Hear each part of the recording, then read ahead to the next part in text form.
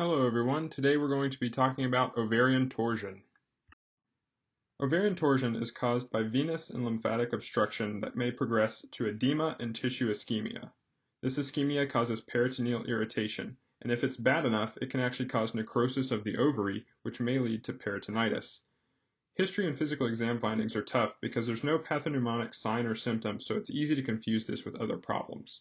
On history, patients may report acute onset lower abdominal pain that they describe as sharp or stabbing, and this pain may radiate to the back, flank, or groin. They may also complain of nausea and vomiting that started around the time the pain started. It's important to ask about other risk factors like a history of ovarian masses, fertility treatments, or pregnancies or attempts to become pregnant. On physical exam, you're going to want to pay close attention to vital signs. Hypertension and tachycardia may be present, but these are most often due to pain. Fever is unlikely in ovarian torsion, and if it is present, it may indicate that there's tissue necrosis going on. Finally, you're going to want to focus on a good abdominal exam. This is important not only so that you can localize the patient's pain, but so that you can give a good presentation to your attending. The differential diagnosis for ovarian torsion includes appendicitis, ruptured ovarian cyst, UTI, renal colic, pelvic inflammatory disease or tubo-ovarian abscess, diverticulitis, ectopic pregnancy, intrauterine pregnancy, endometriosis, and any number of GI complaints depending on how they present with nausea and vomiting. As always, you want to tailor your diagnostic tests to fit your differential. Ovarian torsion is a tough diagnosis to make because there are no specific lab tests to diagnose, only to rule out other things on your differential.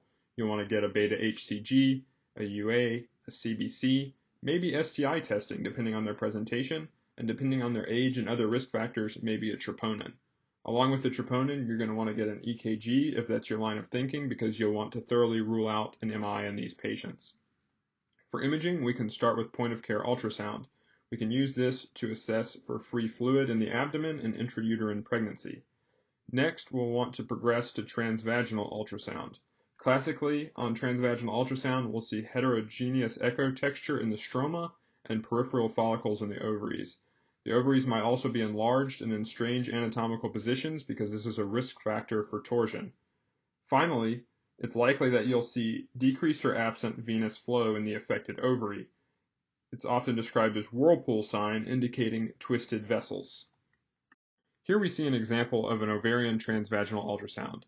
The ovary that's labeled as the left ovary has normal echo texture and normal ovarian flow indicated by the yellow-orange blobs in the middle of the ovary.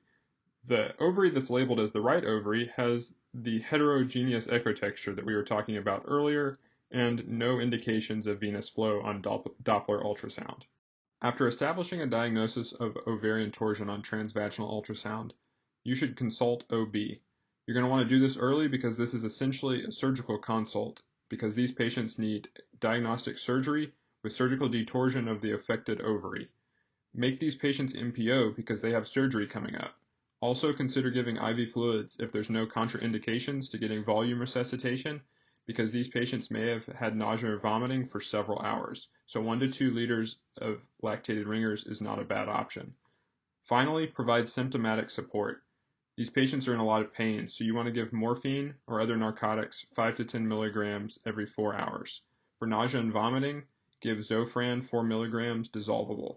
Because these patients have nausea and vomiting, make sure that you're giving their medications in a route that they can actually keep down. If the diagnosis is confirmed, these patients should be omitted to OB or go straight to the OR.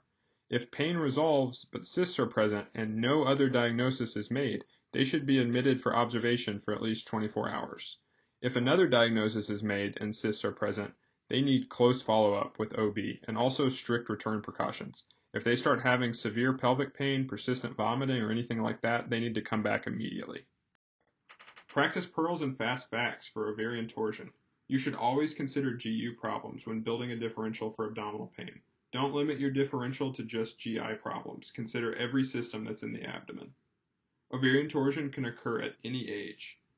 It's common with anatomical abnormalities like cysts, masses, or tumors.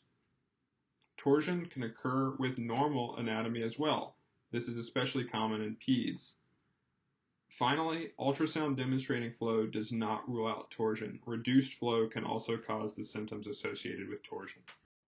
These are the resources I found helpful when learning more about ovarian torsion, and I would recommend you check them out if you want to learn more. There's also some great images at Radiopedia that will help you become more familiar with ovarian torsion on transvaginal ultrasound. As always, thanks for listening.